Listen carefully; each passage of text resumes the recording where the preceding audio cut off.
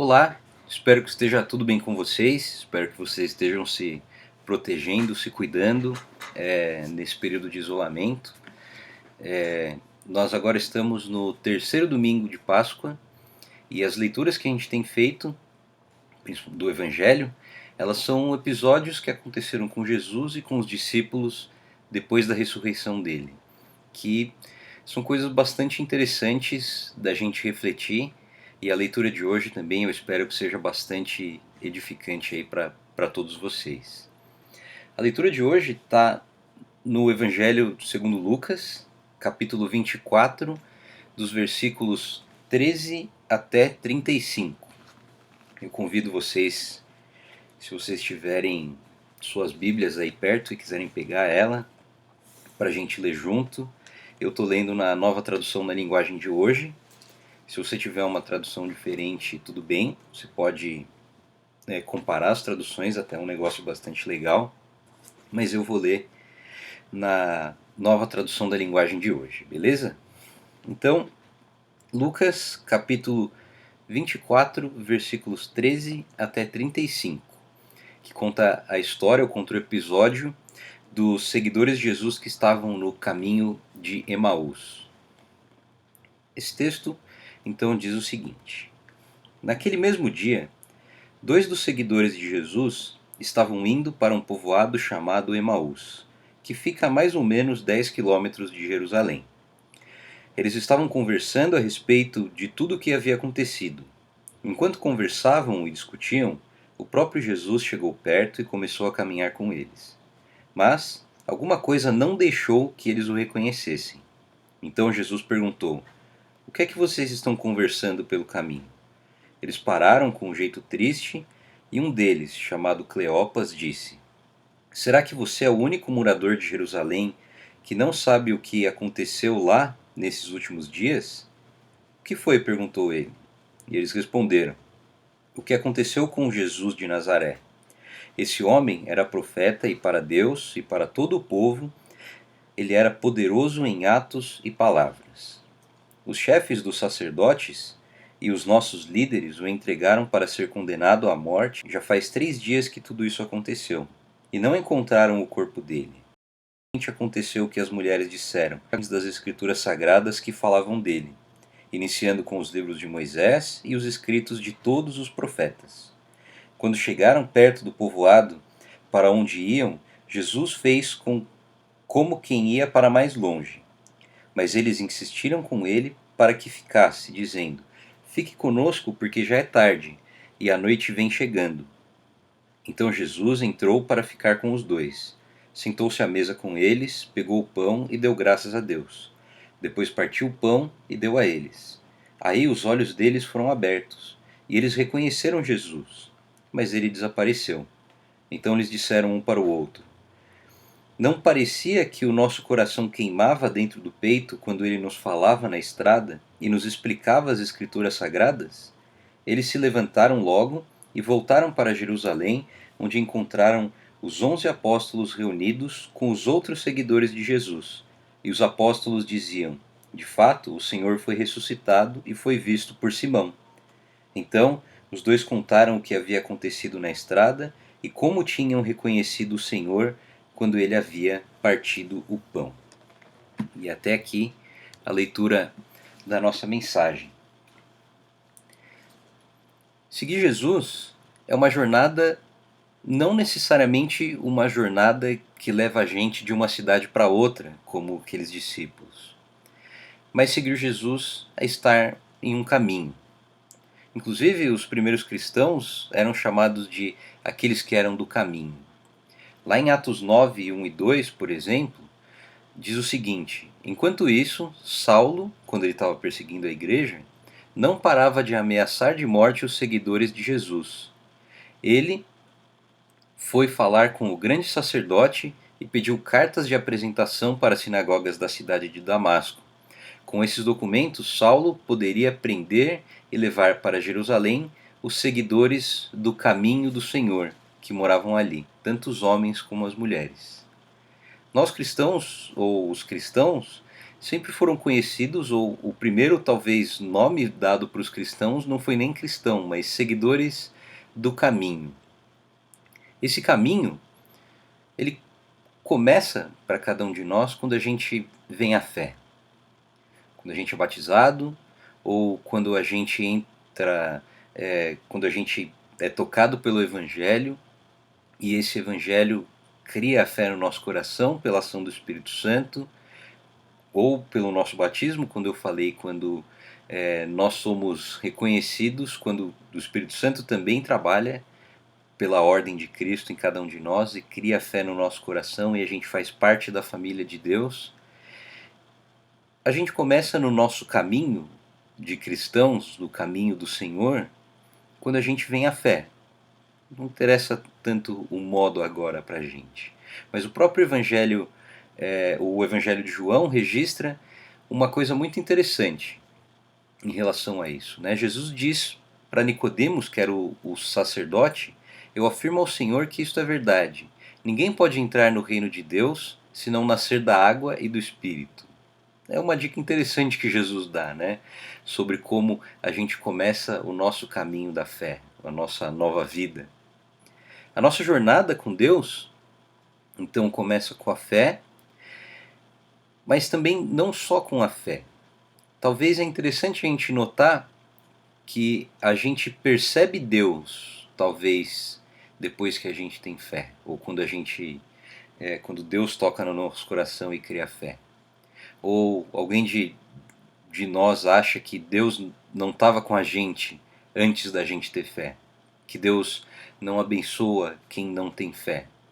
Deus abençoa essas pessoas, para que talvez um dia elas possam olhar para todo o amor que Deus colocou na vida dela, todas as bênçãos que esse Deus deu para ela, e elas possam fazer aquele mesmo exercício que a gente faz, de putz, então Deus está realmente trabalhando na minha vida, Deus existe, né?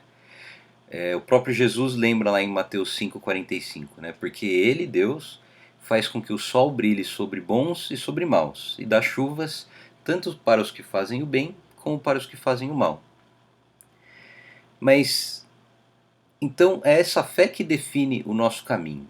Ou seja, ela diz que o caminho que a gente toma é o caminho do Deus Pai Criador de céus e terra e de todo o universo, é o caminho do Deus Filho, que é redentor da humanidade, o caminho do Espírito Santo, santificador da nossa vida e santificador da igreja, né?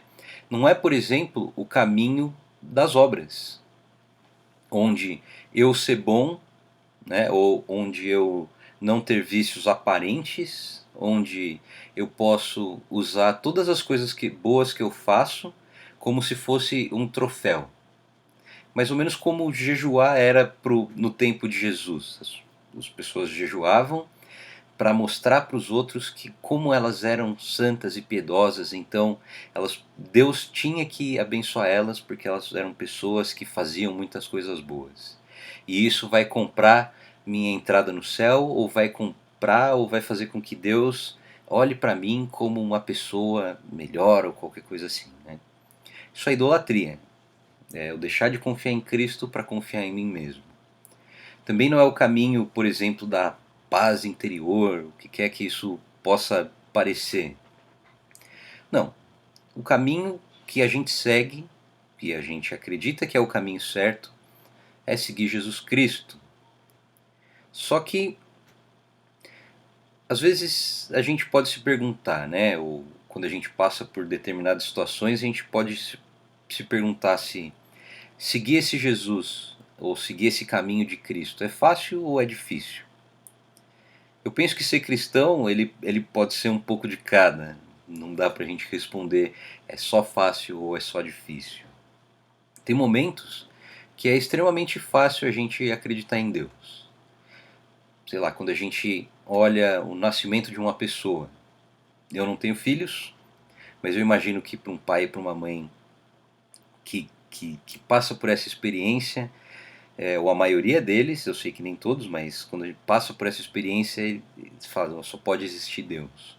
Ou quando a gente olha para alguma coisa na natureza que passa da nossa compreensão, uma coisa tão linda que a gente pensa, nossa, só pode ter sido, só pode ter um Deus que fez tudo isso. Ou quando acontece algum milagre na nossa vida, sei lá, uma doença muito grave que que, que os médicos trabalham e a gente é curado, ou várias histórias, né, que a gente pode testemunhar de pessoas que estavam desacreditadas por medicina ou qualquer coisa, mas mesmo assim a vida daquelas pessoas segue e ninguém consegue explicar, né? Então acho que nesses momentos que acontece sempre uma coisa muito maravilhosa na nossa vida, é mais fácil ter fé. Mas também tem momentos de dúvidas, momentos em que a nossa fé é colocada em xeque, como quando alguma coisa cria dúvida sobre essa fé ou sobre aquilo que a gente acredita, né? Ou às vezes aparece alguma notícia que bota em xeque alguma coisa que bota em dúvida a nossa fé em Deus, a nossa fé na criação, ou a nossa fé em Jesus Cristo, ou quando a gente estuda muito um assunto e parece que quanto mais a gente estuda, isso afasta a gente. Muita gente fica com a fé balançada por causa desse tipo de coisa. Muita gente também fica com a fé balançada e também é difícil ter fé quando alguma coisa ruim acontece na vida. E as pessoas podem passar a se perguntar: o que será que Deus quer com isso? Ou será que realmente existe um Deus? Porque me falaram que Deus era bom e está acontecendo uma bagunça na minha vida, né? Seja doença, seja por causa de morte, ou por causa de desemprego, ou briga, ou qualquer coisa assim, né? Os discípulos de Jesus, por exemplo, eles estavam num momento difícil da fé deles, eu acho, no texto que a gente leu hoje.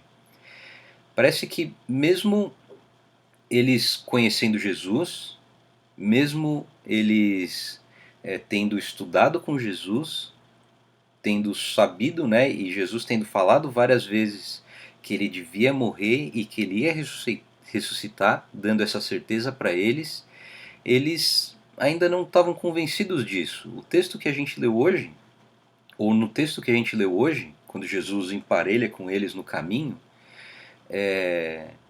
eles até falam para Jesus sem conhecer ele ainda. Alguns amigos nossos falaram que viram Jesus, teve as mulheres lá, falaram que elas viram um anjo que falou que Jesus tinha ressuscitado. Um dos nossos amigos lá, o Simão, ele disse que viu Jesus, mas o texto passa a impressão para a gente que eles ainda não acreditavam nisso.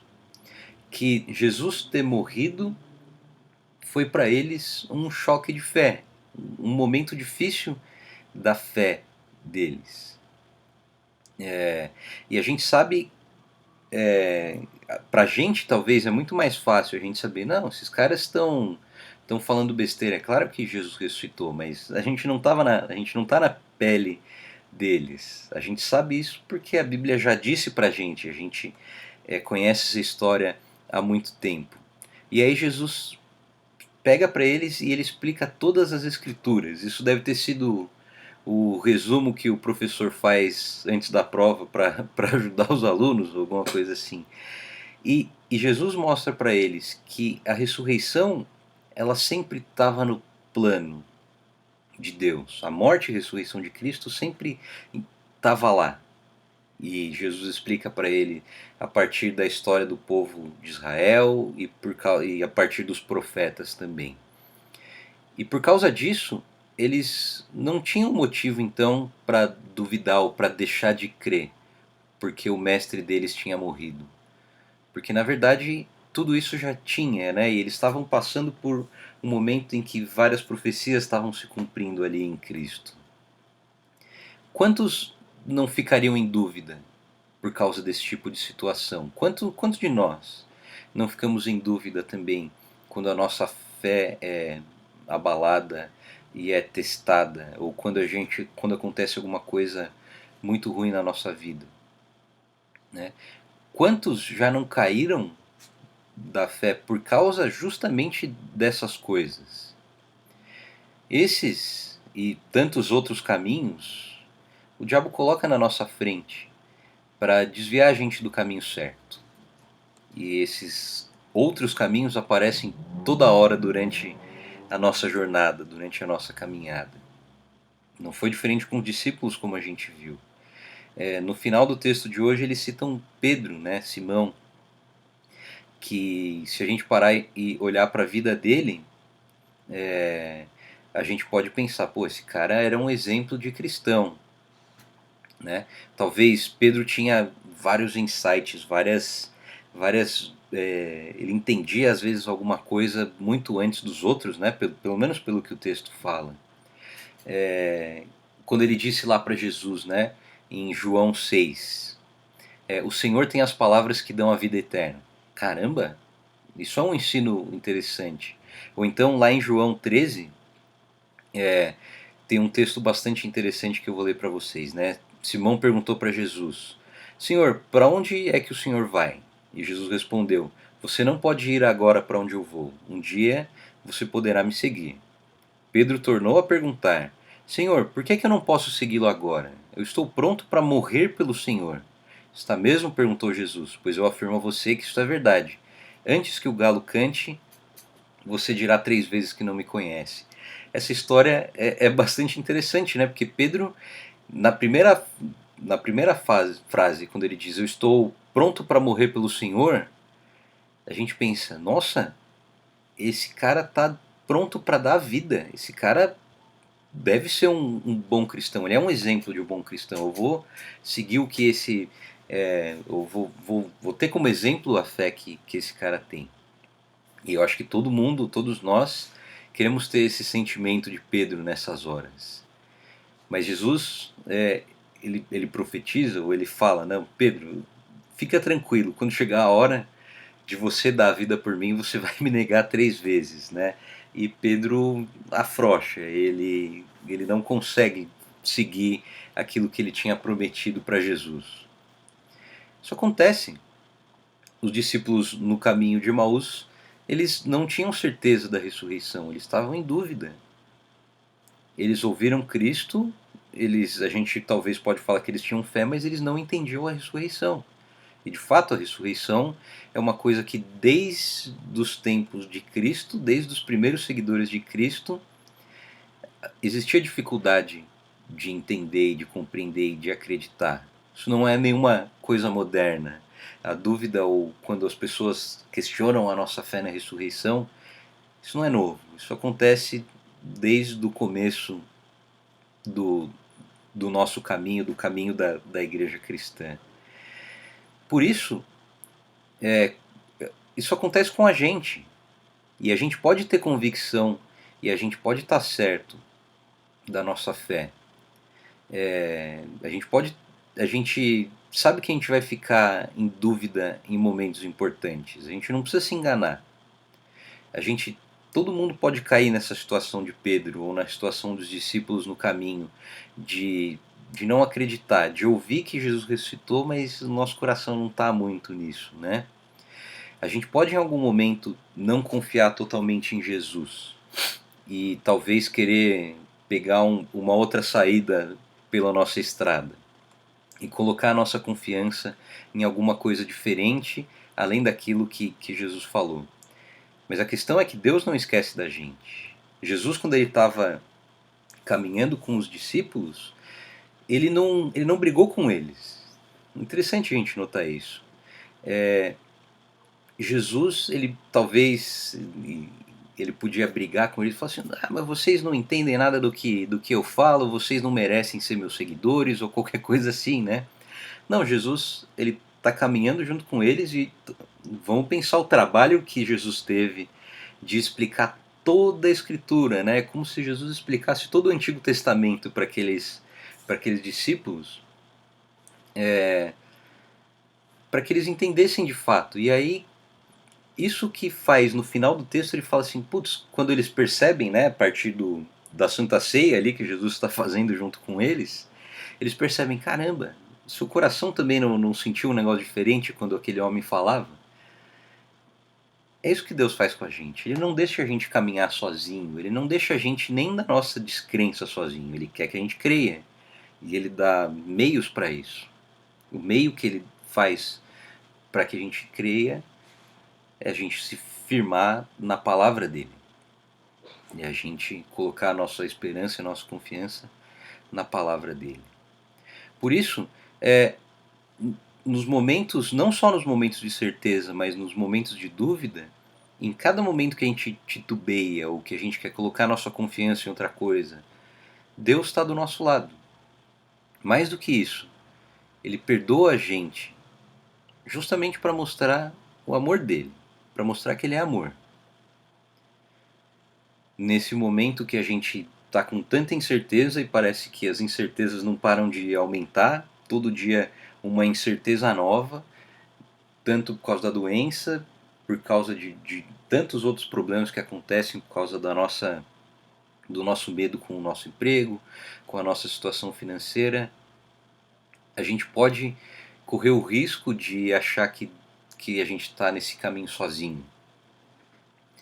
Mas a ressurreição de Cristo, ela é esperança para a gente de que Deus, o plano que Deus tinha, e esse a gente conhece, de salvar o ser humano, ele foi cumprido em Cristo Jesus. E a ressurreição dele é a certeza da nossa e a certeza de que Deus não quer desamparar a gente.